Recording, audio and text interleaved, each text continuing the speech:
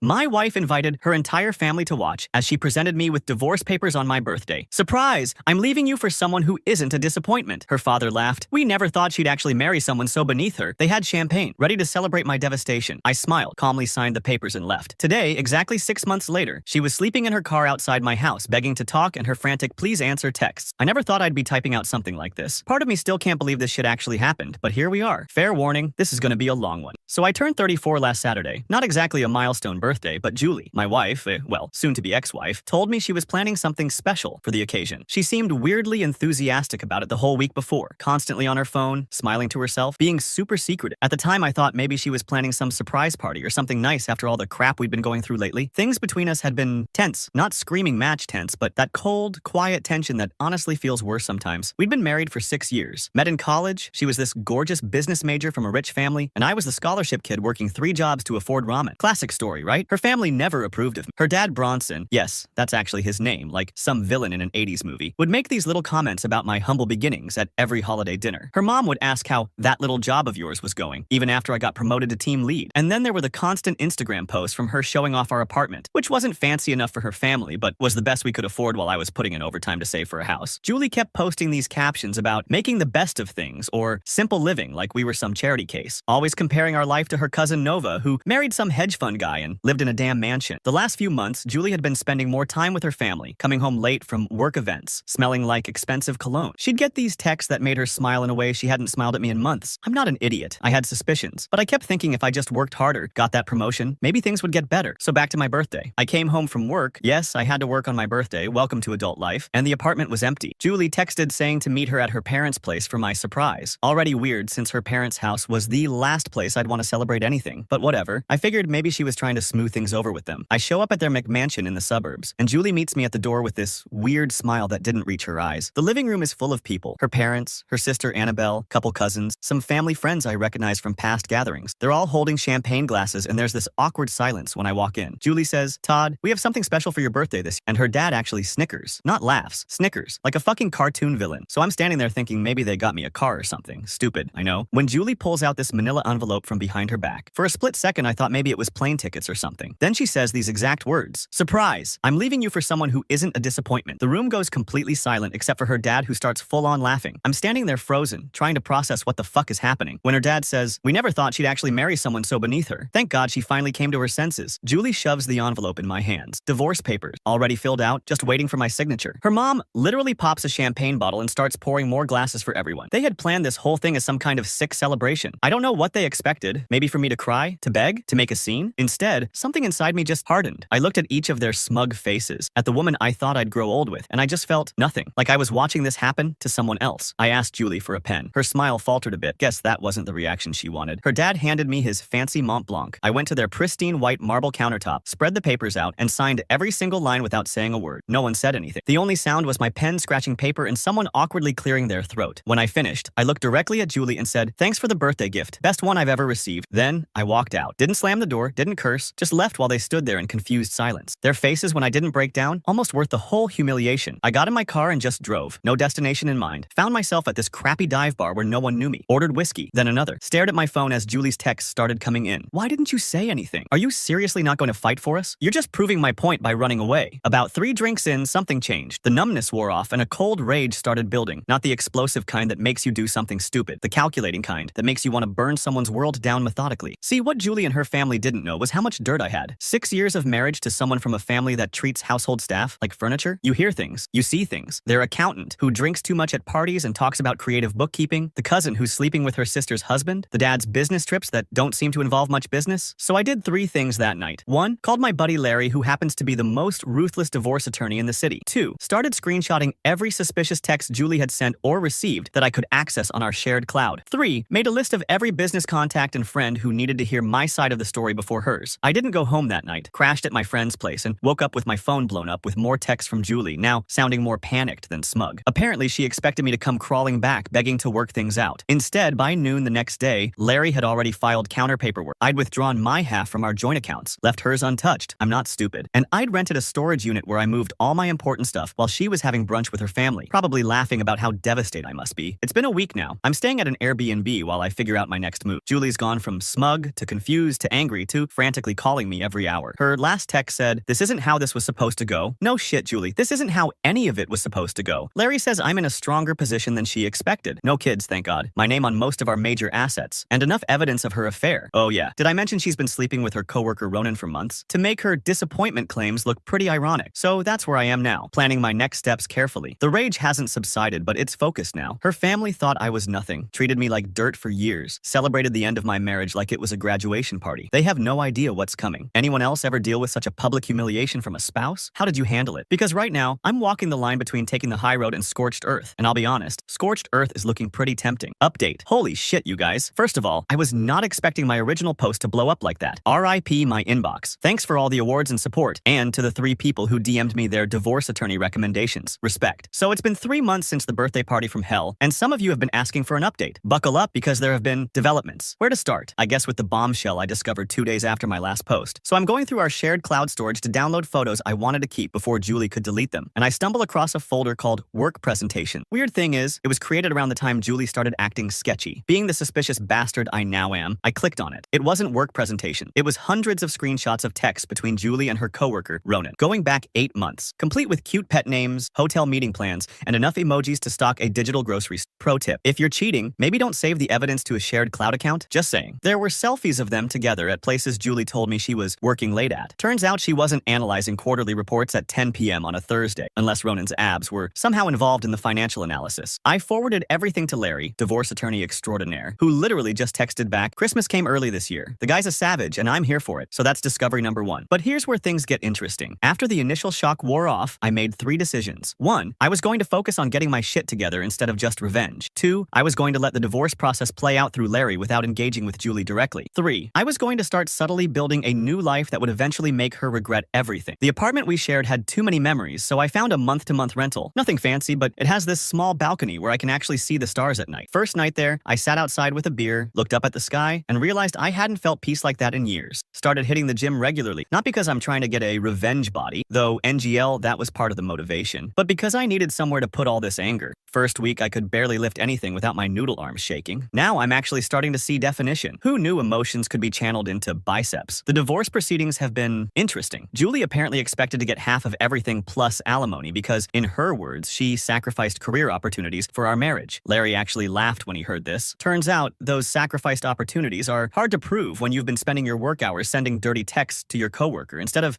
working. The affair evidence was our ace card. Julie's family had always positioned themselves as these perfect, upstanding community pillars. Her dad, Bronson, is always posting on LinkedIn about family values and integrity in business. The threat of their precious daughter's affair becoming public knowledge during divorce proceedings made them suddenly very agreeable to Larry's terms. One weird moment came when I was clearing out the last of my stuff from our apartment. Julie showed up unexpectedly. First time I'd seen her since the birthday ambush. She looked different. Hair all messy, wearing sweatpants, which she never did before. She started with this whole speech about how she made a mistake, how Ronan wasn't who she thought he was, how maybe we could talk about reconciliation. I just walked past her with my box of stuff and said I'd have my attorney contact hers if she had anything to discuss. The look on her face, like she genuinely couldn't comprehend that I wasn't falling to my knees with gratitude for this second chance, was honestly priceless. So here's where things stand now. The divorce is almost finalized. No alimony, thanks, affair evidence. We're selling the apartment and splitting proceeds, though I let her keep most of the furniture since I'm starting fresh. I've reconnected with old friends Julie always hated. Remember my buddy Mike, who she said was a bad influence because he once brought grocery store wine to dinner instead of something fancy. Turns out he's still the same solid dude he always was, and now we hang out weekly for game nights. I started that side business idea Julie always laughed at. Nothing huge, just customizing vintage furniture. Something I always liked doing, but Julie thought was tacky. Made my first sale on Etsy last week. The profit was like $27 after expenses, but damn it felt good. Here's where it gets juicy. Julie's family business, high-end real estate development, has hit some snags lately. Apparently, they had this big commercial project that lost its main investor. This happened right after I had lunch with my old college roommate who, plot twist, now works for that investor's company. Did I mention anything specific about Julie's family during lunch? Nope. Did I accept his LinkedIn connection request afterward? Absolutely. Julie's sister Annabelle reached out to me last week. She was always the only decent one in that family. Said Julie has been a complete wreck, and Ronan dumped her after her dad tried to get him a better position at their company. Apparently, Ronan was only interested in Julie for her family connection. Shocked Pikachu face. Julie's Instagram has gone from daily posts about her hash-blessed life to complete radio silence. Meanwhile, I've been posting occasional updates, hiking trips, furniture projects, nights out with friends. Nothing flashy, just me living a normal, happy life. Her best friend accidentally liked one of my photos at 2 a.m., then quickly unliked it, so I know they're watching. Last night was what would have been our anniversary. I was sitting on my balcony, scrolling through Twitter, feeling pretty okay actually, when my phone lit up with a text from Julie. I know you probably hate me, but I can't stop thinking about where we would be if I hadn't ruined everything. I miss your terrible jokes and the way you always made coffee for both of us, even when we were fighting. The apartment feels so empty now. Ronan was a mistake. My family was wrong. I was wrong. Please, can we just talk? I'm not above begging at this point. I stared at that text for a full hour, typed and deleted about 15 different responses. In the end, I just put my phone down and went to bed without replying. The thing is, 3 months ago, I would have given anything to get a text like that from her. Now, I'm not even sure what I want anymore. The anger is still there, but it's different now, less consuming. This morning, I woke up to find she'd sent 5 more messages overnight, each more desperate than the last. The final one just said, "I'm parked outside your building. Please come down." I looked out my window, and sure enough, there was her white Audi in the visitor parking. She was just sitting there, looking up at the building. I closed the blinds and made coffee. What would you do? Part of me wants to hear what she has to say. Another part thinks opening that door even a crack would undo all the progress I've made. And a small, petty part that I'm not proud of wants her to feel exactly what I felt that day at her parents' house. Life is weird, man. 3 months ago, I thought my world was ending. Now I'm actually starting to think whatever comes next might be better than what I had before. Final update. I never expected to be writing a third update to this saga, but life keeps throwing curveballs. For those just tuning in, check my post history for the full backstory. Basically, my ex-wife Julie ambushed me with divorce papers at my birthday party in front of her entire family, who literally popped champagne to celebrate getting rid of me. Classy stuff. So it's been exactly 6 months since that lovely birthday surprise. A lot has changed. I moved out of that month-to-month rental into an actual house. Nothing fancy, just a small 3-bedroom in a decent neighborhood, with a yard where I can finally get a dog. More on that later. The divorce was finalized 2 months ago, with surprisingly little drama in the end. Julie's family lawyer folded like a cheap lawn chair once Larry showed the receipts of the affair. My furniture side hustle has been doing okay. Not quitting my day job okay, but enough to fund my coffee addiction and pay for streaming services. I've got regular customers now who specifically request my style. Still weird to think people actually like the stuff Julie used to call tacky garage sale rejects. Anyway, I was having a pretty normal Thursday night. Ordered pizza, binging that new series everyone's talking about on Netflix. Honestly, it's mid, but I'm too invested to stop now. When my Ring doorbell notification goes off at like 11:30, I check it, thinking it's probably some drunk neighbor who got the wrong house again. Instead, I see Julie's car parked across the street, just sitting there, lights off. At first, I thought maybe she'd dropped someone off, but the car didn't move for over an hour. So I did what any normal person, ignored it and went to bed. But I couldn't sleep knowing she was just waiting out there. Around 1 in the morning, I checked the camera again, and her car was still there. That's when my phone started blowing up with texts. "Todd, please, I know you're home. I just need 5 minutes. I've been trying to reach you for weeks. Please answer. I've made a horrible mistake." And the kicker that actually made me get out of bed. I've been sleeping in my car for 2 days. I have nowhere else to go. I went to the window, and sure enough, I could see her reclined in the driver's seat of her Audi. The same car her daddy bought her for her 25th birthday that she once told me was entry level, even though it cost more than I made in 6 months. I debated what to do. Part of me, the petty part, wanted to just close the blinds and let her enjoy her car camping experience. But I'm not actually a monster, so I threw on sweats and a hoodie and went outside. The look on her face when I tapped on her window was rough. Her makeup was smeared, hair unwashed, wearing what looked like the same clothes from her last Instagram post 3 days ago. She scrambled to unlock the door, almost falling out in her rush to talk to me. First thing I noticed was the smell. Not like BO smell, but that stale, fast food and desperation smell you get from living in your car. Second thing I noticed was she'd lost weight. Like, a lot. Julie was always thin, but now she looked almost gaunt. She started rambling immediately, half crying, half talking. It took a minute to make sense of what she was saying. Apparently Ronan, a fair guy, wasn't just sleeping with her, he was also funneling information about her family's business to competitors. Once Julie's dad found out, he fired Ronan, who promptly dumped Julie and disappeared with a bunch of confidential info. But it gets better. Julie, in her infinite wisdom, had been covering for Ronan at work, changing reports to make his numbers look better because she was in love. When everything came to light, Daddy Dearest finally had enough and cut her off completely. No more job at the family business, no more allowance, no more paid apartment. She'd been couch surfing with friends for weeks, but had burned through everyone's goodwill. Her last roommate kicked her out for not paying rent, which is how she ended up sleeping in her car outside my house as a last resort. I couldn't help but ask why she didn't go to her parents' McMansion. That's when she dropped the bomb that her dad Bronson's business was under investigation for some shady financial stuff that Ronan had exposed. Turns out Mr. High and Mighty had been cutting corners in cooking books for years. Their assets were temporarily frozen, and they'd had to downsize dramatically while the investigation continued. The karmic justice was almost too perfect. I invited her inside, not because I was considering taking her back, but because it was cold, and I didn't need a hypothermic X on my conscience. She walked in and immediately started crying again, this time about how nice my place looked. It's literally just normal furniture with actual plants I've managed to keep alive, but compared to her living in a car, I guess it was the Ritz. We sat at my kitchen table, and I made coffee while she talked. The whole story came pouring out. How her parents had pressured her into the divorce after finding out about Ronan, convincing her she could trade up while taking half my assets. How they'd planned the whole birthday ambush as a way to humiliate me so I'd sign quickly without fighting. How she'd realized within weeks that she'd made a terrible mistake, but her pride kept her from admitting it. She actually said, and I quote, "I thought you'd fight for me." That's when I laughed. Not Not meanly, just the absurdity of it all. She orchestrates this public humiliation, tells me I'm a disappointment, serves me divorce papers on my birthday, and expected me to what? Beg her to reconsider? Write a heartfelt letter about how I couldn't live without her? I asked her what she wanted from me now. More tears. Then she laid it out. She wanted to try again. She'd learned her lesson and grown as a person. In 6 months, apparently. She had nowhere to go, no money, no job prospects. Her expensive degree was useless without Daddy's connection. She thought maybe she could move in with me while we figured things out. I let her finish. Then, I did something that surprised even me. I thanked her. I thanked her for the divorce, for showing me exactly who she and her family were, for forcing me to rebuild my life on my own terms. The past 6 months had been hard, but also weirdly liberating. For the first time since college, I was making choices based on what I wanted, not what would please her or impress her family. She stared at me like I'd grown a second head. Then came more tears and bargaining. She'd do anything to fix things. She'd changed. She'd never appreciated what she had. I told her she could crash on my couch for one night because it was late and I wasn't sending anyone out to sleep in their car. But in the morning, she needed to figure out her next steps. Steps that didn't involve me. The look of shock on her face was almost comical. I don't think Julie had ever been told no in her entire life. Morning came, and I made breakfast because that's just what decent humans do. While we were eating, her phone rang. It was her dad. She put it on speaker, habit I guess, and I heard Bronson's voice for the first time since the birthday party. Gone was the smug condescension, replaced by something I'd never heard from him before. Desperation. Their business was barely hanging on. Investors were pulling out left and right. They needed help from someone with connections in the industry, and Julie had mentioned I'd been doing well. He actually asked if I would consider meeting with him to discuss potential opportunities for mutual benefit. I almost choked on my coffee. The same man who laughed at me for being beneath his daughter was now practically begging for my help. Julie looked at me with this weird mix of hope and embarrassment. I told Bronson I wasn't interested in any business arrangements with him, but I knew someone who might be able to help. Mia, the woman I'd been seeing for the past month. She's actually brilliant at helping struggling businesses rebuild their reputation. Just friends so far, but honestly, the healthiest relationship I've had in years. There was a long silence on the phone, then Bronson asked for her contact information. I gave it to him, ended the call, and looked at Julie. The realization was dawning on her face that not only was I not taking her back, but I'd moved on. She left an hour later with a backpack of essentials and an Uber to her sister Annabelle's place, who'd agreed to let her stay temporarily. As she was leaving, she asked if I would ever forgive her. I told her I already had, not for her sake, but for mine. Holding on to anger was exhausting, and I had furniture to refinish and a dog to adopt. Speaking of which, meet Max, the 3-legged rescue pit bull I adopted last weekend. Tax included in post. He drools on my couch and steals my socks, but he's the best decision I've made in years. So that's the end of the Julie saga. 6 months from champagne celebrating my devastation to sleeping in her car outside my house. Life comes at you fast. I don't know what happens next for her. I hope she figures her shit out. I hope her family learns something from all this. But mostly, I'm just looking forward to all the things I never got to do when I was trying to fit into their world. Traveling without worrying about luxury accommodations. Making furniture without being told it's embarrassing. Getting a dog that sheds all over everything. For those who followed this whole crazy story, thanks for the support, the advice, and occasionally calling me out when I was being a dick. It helped more than you know. Anyone else come out the other side of a nightmare and realize it was actually the best thing that ever happened to you?